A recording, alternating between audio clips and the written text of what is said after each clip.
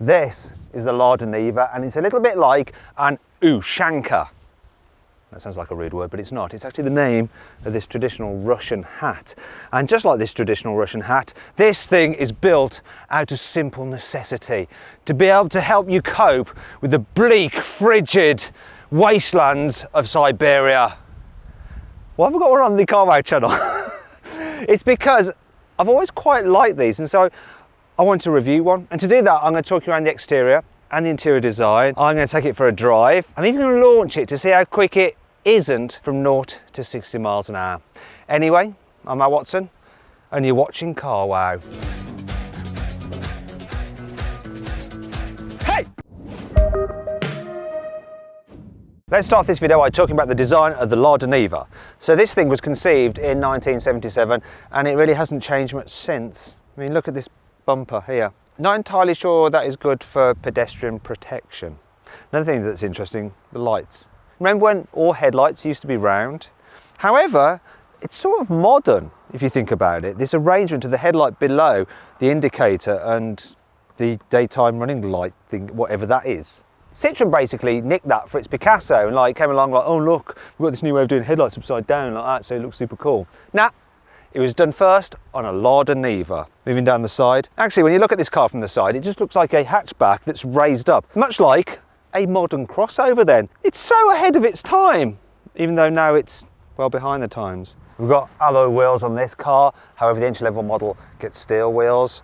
And look down here, look at the size of that rear drum brake. May seem old-fashioned, but drum brakes are good for handbrake turns when you're off-roading. Now have a look at this. Some vents here, real vents. I don't know what they're venting, but they're real holes. Speaking of real holes, we've got a proper exhaust pipe there.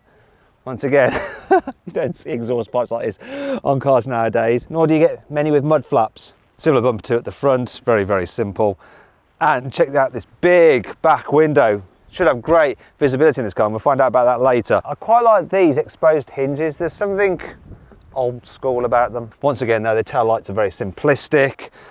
I like this. So you've got a rear wiper for your windscreen there, and it even has a washer spray jet there, but look at this. That's so like, it's so cheaply done. What an interesting car. Now, if you want one of these, they start from just over £17,000. Welcome to the interior of the LADA Niva. It's a very interesting, quirky design, and all the materials are of the highest quality. It's absolutely insane what they've done with this car. No, I'm lying. It's very old-fashioned, basic and cheap feeling. So dash is just so simple. Material quality is all scratchy, and the steering wheel is like this weird rubber that's sort of a bit sticky. Yeah, this gear knob's sticky. You've got a sticky knob. Still, it feels well put together. Look at that. Hardly any wobble in the center console. There's quite a lot of levers down there. It's a bit confusing. Now, this is actually the mid-spec Lux version. So we have electric windows. There's also air conditioning and heated front seats. That's insane. That's about all the luxuries you got though, because look at this. Very simple dials. I like the orange font, that's good, it stands out. And you do have a digital display, though it's not a kind of Audi digital display, it's just more like a 1980s Casio watch. There's no satellite navigation in here, just an aftermarket stereo there. Still, at least you're not having to use an infotainment system to operate the heating. You've got some good old-fashioned knobs you can just reach for and turn, and it all works. Storage ain't great though. So big door bins are long, but not very wide. You can't fit a bottle in them. You can fit a map in them. You're gonna need a map because you've got no sat nav, have you? Thing is though, these cup holders here, they're so shallow that once you start going off-road, your drink's just gonna go everywhere like that. There is a glove box, so it's got 2 levels in it. Very, very simplistic. The seats are comfy though. Quite like the seats. Let's see if it's got a vanity mirror. I bet it hasn't. No.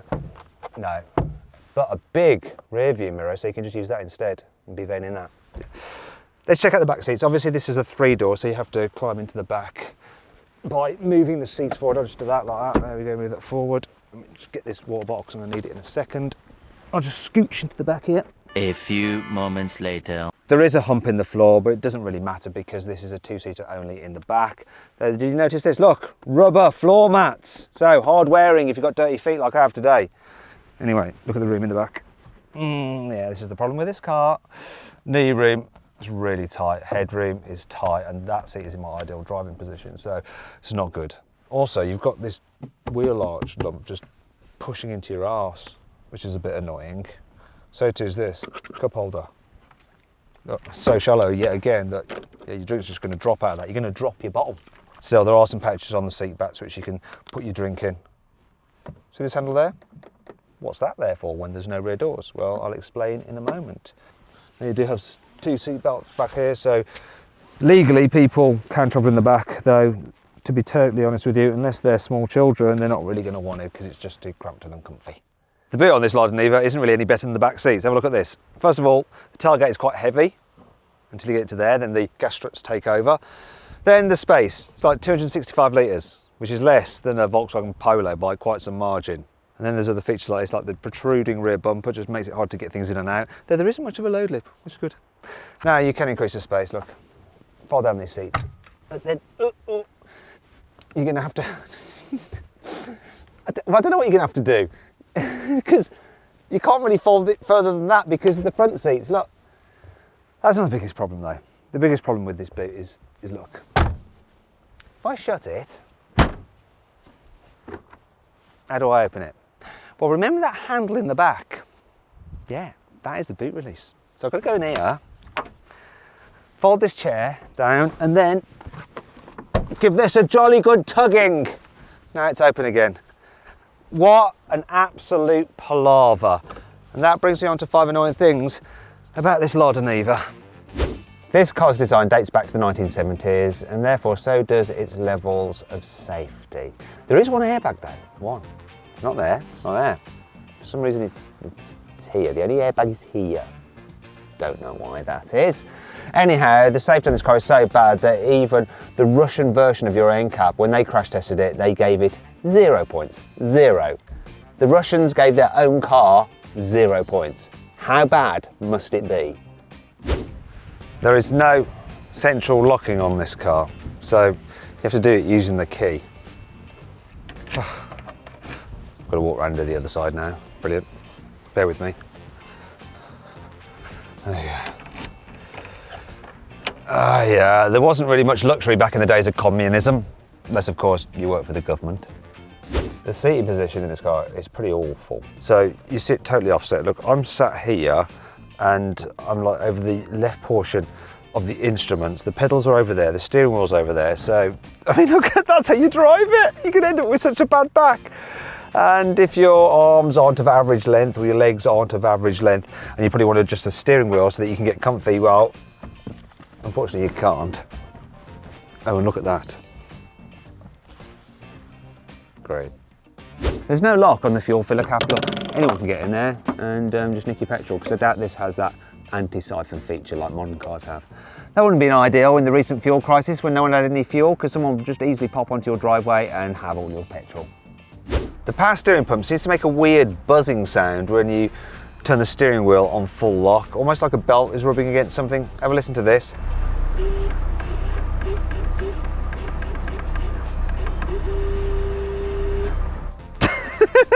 I don't know if it's unique to this particular car or all Nivas do it. I'm betting all Nivas do it. It's not all negative though. Here's 5 good things about this car. Rather than the usual options you get on modern cars, you get some very old school Russian ones on this LADA Niva. So instead of 20-inch alloy wheels, you can get mini tank tracks. Rather than some storage nets in the boot, you can get a gun rack. And instead of surround view cameras, you can get a snowplow. Very few cars I've ever come across make a noise like this when you shut the door. So one of them is an old Mercedes G-Wagon. Another one is an old Porsche 911. And the last one is a LADA Niva. What's under this bonnet will surprise you, because as well as the engine, you also have a full-size spare wheel. I've never seen that before. I've seen spare wheels under a bonnet, but not in a front engine car like this. Oh, wait a minute, what's this? It says Porsche on there. Oh no, it doesn't. It says Porsche. Almost. You know, sometimes the rear seat belt buckles can just get wedged in between the seat. They get pushed down by someone's button who's been sitting there. Well, in this Niva, you've got these little catches where you can actually click the buckle onto, so they're always easy to get at. Clever. The LADA Niva is a proper hardcore off-roader. You've got permanent all-wheel drive, you have a central locking diff and a low range mode, and the car has proved itself out in the wilderness. So 3 LADA Nivas held the record for driving at the highest altitude. So they were driving the Himalayas at almost 6,000 meters, and they held that record until 2005 when Volkswagen came along with some big budgets and some Tuaregs and managed to beat their record. Also, a LADA Niva that was mildly modified came second in the Paris-Dakar Rally when other properly prepped race cars failed to finish. In fact, that was the Paris-Dakar Rally when Margaret Thatcher's son, Mark Thatcher, just went missing. Maybe if it had taken a LADA Niva along, it would never have disappeared. All right, let's see what this LADA Niva is like to drive. So I'm going to start off in town where you don't really notice that it's rather gutless. 1.7 litre, naturally aspirated, 4-cylinder petrol engine with only 85 horsepower and 130 newton meters of torque, but it's fine for just bimbling about at low speeds.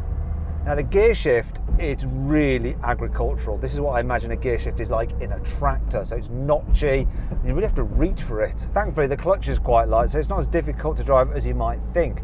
The brakes are all right at lower speeds, so if you give them a sudden prod, this thing doesn't half start to dive on its nose. It's quite squidgy, the suspension.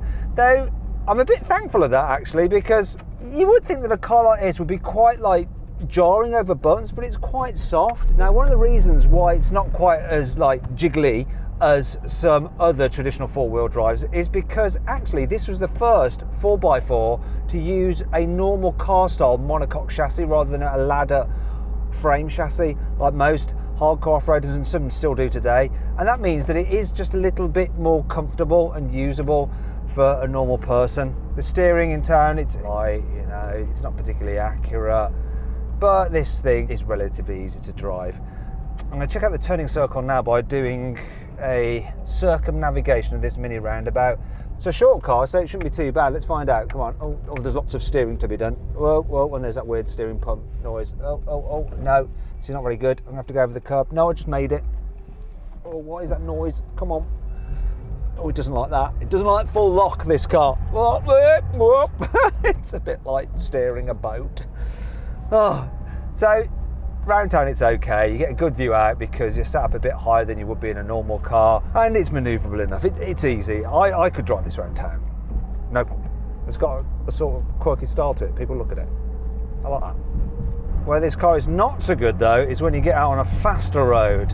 So you start to notice that engine really is quite puny, and when you're on the motorway, yeah, it's hard to overtake people.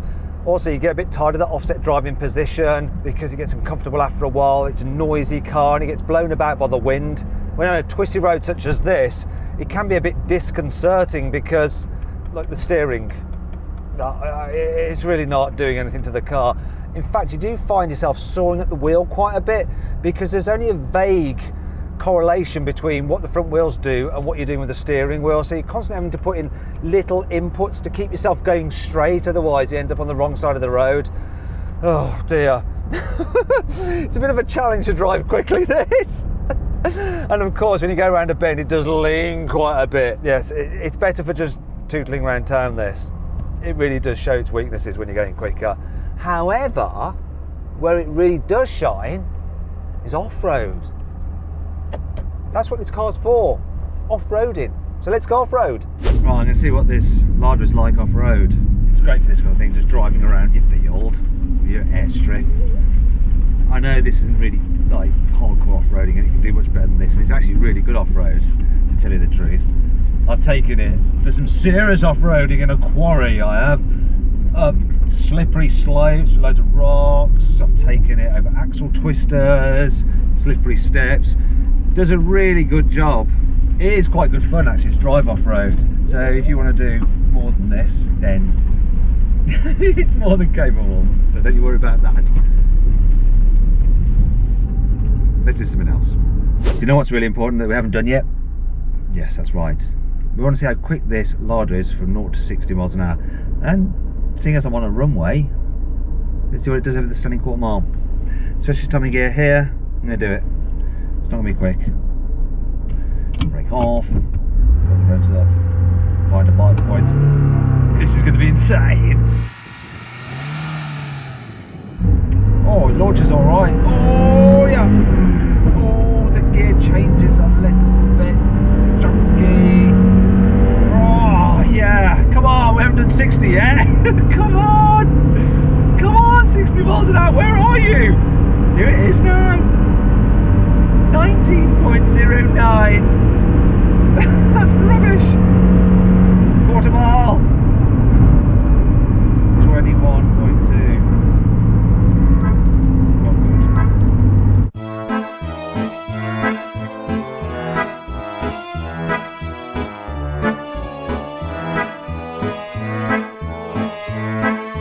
So then, what's my final verdict on the LADA Niva? Should you avoid it? Should you consider it? Should you shortlist it? Or should you just go right ahead and buy it? Well, I think most people should avoid the LADA Niva because it's a little bit shit. However, if like me you like shit cars, then you should go right ahead and buy it. It's a bit like a Suzuki Jimny. Not great to drive at all, but somehow lovable.